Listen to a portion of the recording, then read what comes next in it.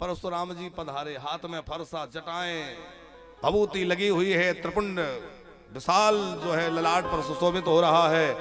और कैसा शरीर है? गौर शरीर भूति भल विराजा, भाल विशाल त्रिपुंड विराजा। और जैसे ही परशुराम जी को आते हुए देखा तो जो बड़ी बकबक कर रहे थे ना, राम को पकड़ लो, लक्ष्मण को बंदी बना लो, भरत वो है जनक को भी बंदी बना लो, अब वो बोलने वाले का मुंह खुला के खुला रह गया। ध्यान से सुनना, जो बोल रहा था उसका मुंह खुला के खुला रह गया, क्योंकि उसकी नजर पड़ी सामने आए हुए परशुराम जी पर और देखा भगवान परशुराम। अच्छा, जो दूसरा था वो उस बोलने वाले की ओर देख रहा था। बोलो बोलो, ढीले क्यों पड़ रहे हो, हम है ना, बोलो। फिर उसने उधर देखा जिधर वो देख रहा था, और जैसे ही उधर देखा तो अरे बाप रे बाप, तो परशुराम भगवान उनका फरसा। और देख करके जो दुबले पतले राजा थे वो मोटे मोटे राजाओं के पीछे जाके छुप गए। और परशुराम जी सहज में किसी की ओर देख लेते ना, इनको तो कहीं देखा है, वो सोचता है लगता है आयु के दिन पूरे हो गए, और उठ करके अकेले अपना नाम नहीं,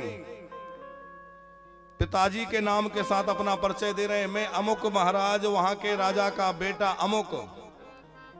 देखत भृगुपति बेसु कराला, उठे सकल भय बेकल भुआला। पितु समेत कही कही निज नामा, लगे करन सब दंड प्रणाम। अब जो है सब प्रणाम कर रहे थे। जनक जी ने दौड़कर प्रणाम किया, और जनक जी ने प्रणाम किया और जानकी को, अपनी बेटी को बुला के प्रणाम कराया। जानकी को आशीर्वाद दिया, अखंड सौभाग्यवती भवा। जनक जी के हो सांस में सांस आई, भाई अब तो आशीर्वाद दे दिया अखंड सौभाग्य, तो ये थोड़ी सौभाग्य नष्ट करेंगे। विश्वामित्र जी मिले, और विश्वामित्र जी मिले, राम लक्ष्मण से कहा प्रणाम करो। राम लक्ष्मण ने प्रणाम किया। और अब परशुराम जी ने पूछा, अच्छा जनक ये बतलाओ ये भीड़ भाड़ कैसी है? और जैसे ही पूछा भीड़ भाड़ कैसी है, तो डरते हुए जनक जी ने सारी बात कही कि मैंने धनुष यज्ञ रखा था, धनुष उठाने की शर्त रखी थी, और उसमें धनुष उठाया गया, धनुष टूट गया, और मैं अपनी बेटी का विवाह कर रहा हूं। इतना सुनते ही कि धनुष टूट गया, बोले हाँ टूट गया। अतिर से बोले वचन कठोरा, काहू जड़ जनक धनुष के ही तोरा। अत्यंत रिश्व माने भारी क्रोध में भर के बोले, अरे जनक तू बड़ा जड़ है, ये बतला धनुष किसने तोड़ा? अब कुटिल राजा आनंदित हुए, देखो अब आया मजा। एक बोला सुनो, हमें तो पहले ही पता था कि बाद में यही होगा, इसलिए हमने धनुष नहीं उठाया, नहीं तो इतने से बच्चे ने उठा दिया, हम नहीं उठा सकते थे, हम तो इसीलिए नहीं उठाए, हमें पता था बाद में ये आएंगे बाबा जी। कुछ लोग ऐसे भी होते हैं। अब बोले अब अच्छा आनंद आया। राम जी तो बड़े सहज सरल हैं। राम जी उठ के खड़े हो गए और हाथ जोड़ के कह रहे हैं कि नाथ शंभु धनु भंजनुहारा, नाथ शंभु भंजनहारा। हो हहीं को एक दास तुम्हारा, हो एक दास तुम्हारा। हे महाराज, इस धनुष को तोड़ने वाला भी कोई तुम्हारा ही दास होगा, आपका ही सेवक है। परशुराम जी बोले सुनो, सेवक उसे कहते हैं जो सेवा करे, सेवक सोई जो करें सेवकाई, और जो लड़ाई की बातें करे, शत्रु का काम करे, वो दंड का अधिक पात्र है। सुनहो राम जहि शिव धनु तोरा, सहस्र बाहु सम सो रिपु मोरा। जिसने धनुष को तोड़ा है वह सहस्त्र बाहु के समान मेरा शत्रु है। सो बिलगाओ बिहाओ समाजा न तमारे जा, यही सब राजा, या तो उसको समाज से अलग कर दिया जाए, नहीं तो सारे राजा मारे जाएंगे। सब बोले जल्दी इसको अलग करो, जिसने तोड़ा उसको अलग करो। अब जो है लक्ष्मण जी से सहा नहीं जा रहा है।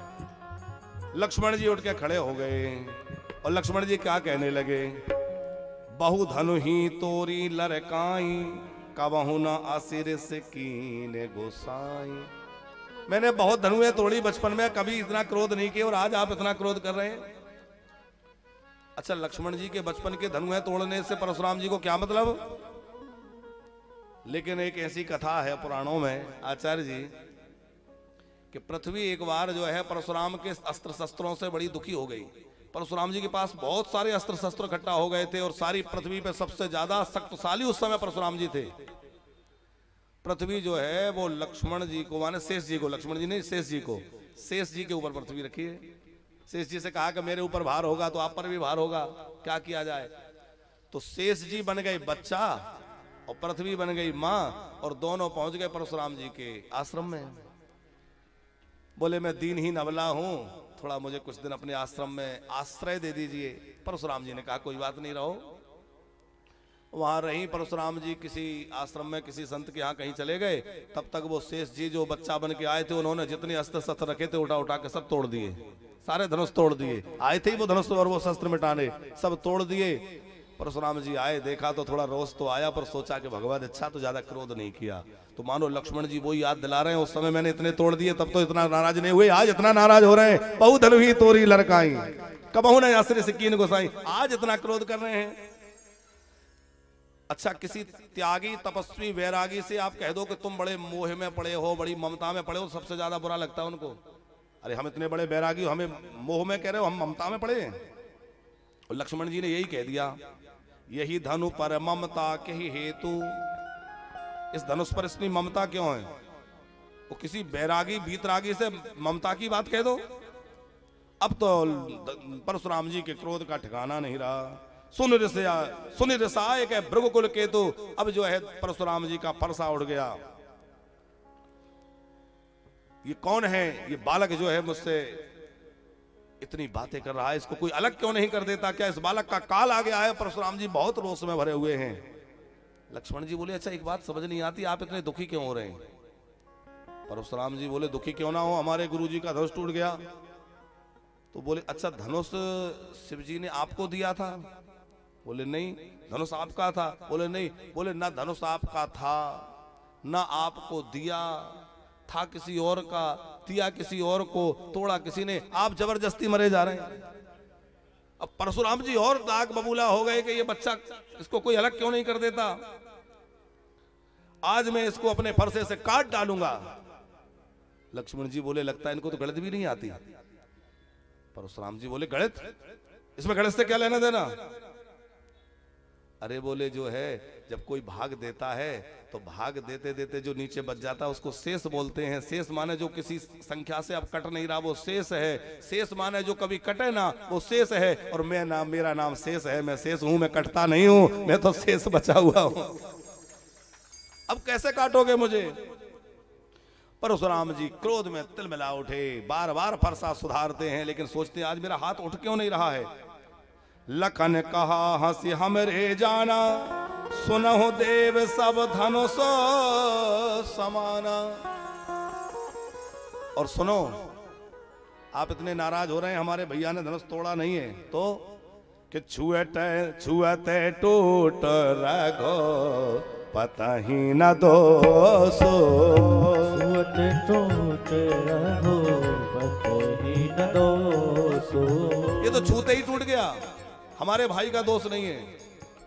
परशुराम जी बोले अरे बालक जबान संभाल के बात कर और मेरे फरसे की ओर देख। लक्ष्मण जी बोले अच्छा हुआ हम आपके फरसे को नहीं देख रहे, हम तो आपके जनेऊ को देख रहे हैं। फरसे की ओर देख रहे होते तो अब तक युद्ध छिड़ गया होता। हम आपके जनेऊ को देख के आपको ब्राह्मण समझ रहे हैं इसलिए इतना अभी तक रोके हुए हैं। साहस बाहु भुज छेदन हारा,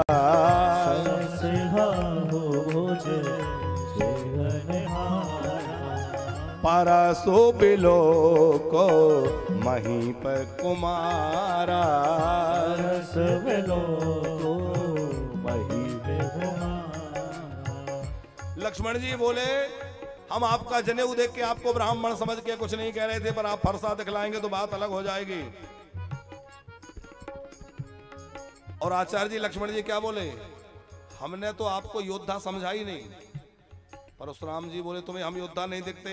अरे धनुष, बाण, कृपाण, बरछी, तलवार, ढाल और ये फरसा।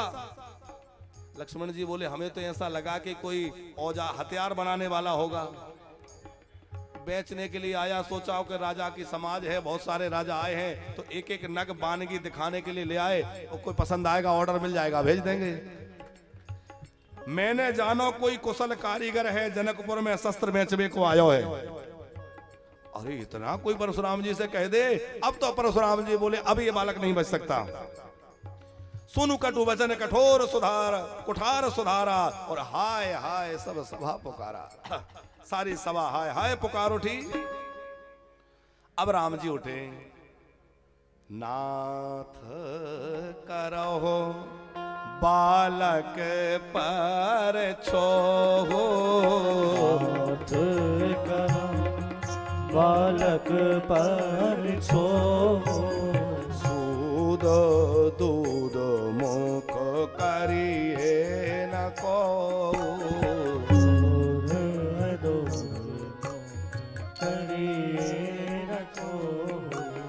ये तो दुधमुहा बालक है। आप इस दुधमुहे बालक पर क्रोध मत करिए, इस पे कृपा करिए, ये आपकी कृपा का भाजन है।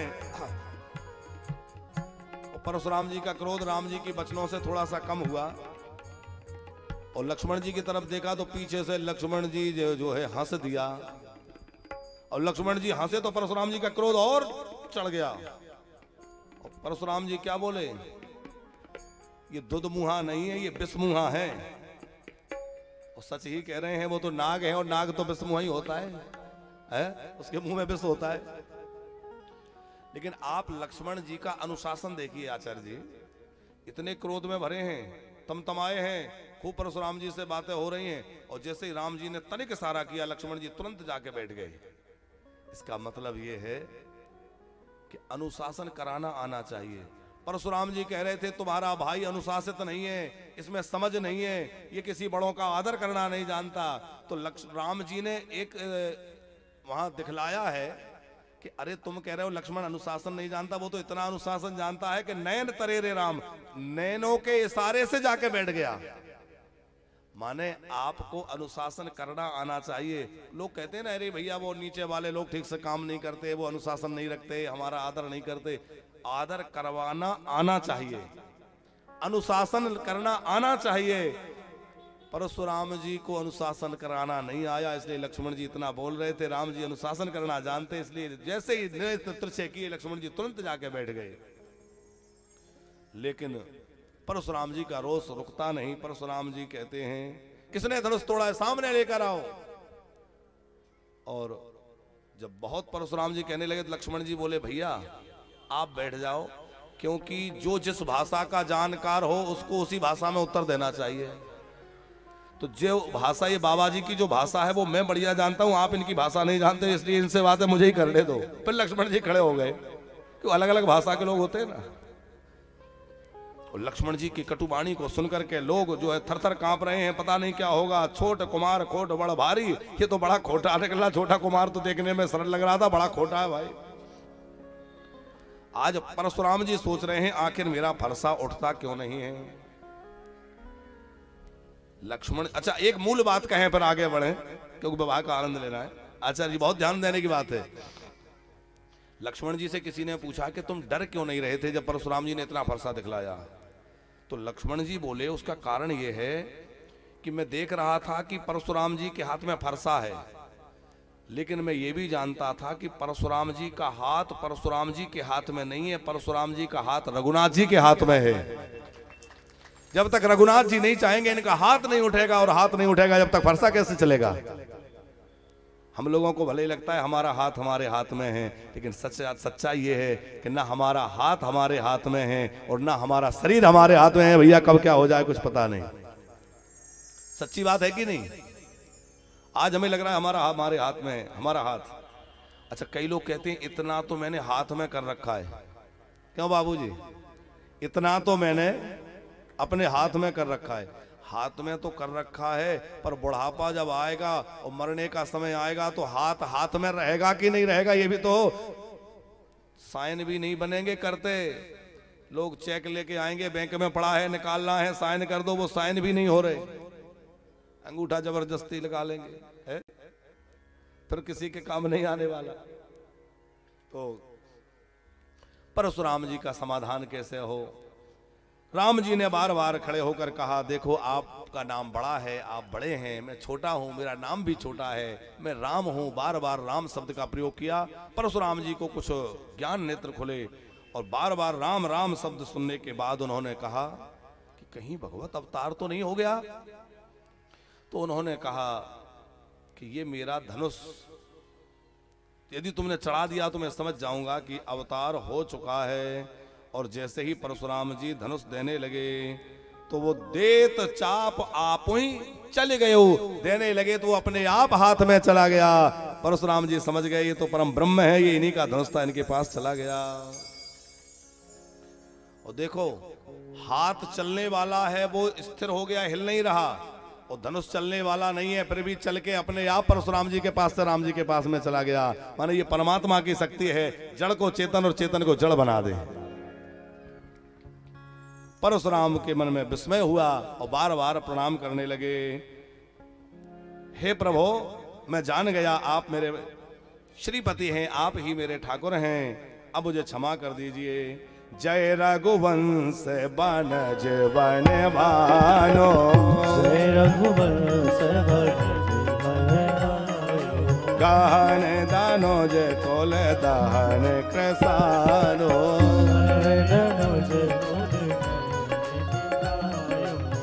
अनुचित बहुत किए आज्ञाता, अनुचित बहुत किए आज्ञाता, क्षमा हो क्षमा मंदिर दो भ्राता, क्षमा क्षमा मंदिर दो भ्राता, कही जय जय जय रघुकुल के तो, कही जय जय रघुकुल के तो, रघुपति गए बनहि तप हे तो, रघुपति गए बनहि तो, हाँ रघुपति गए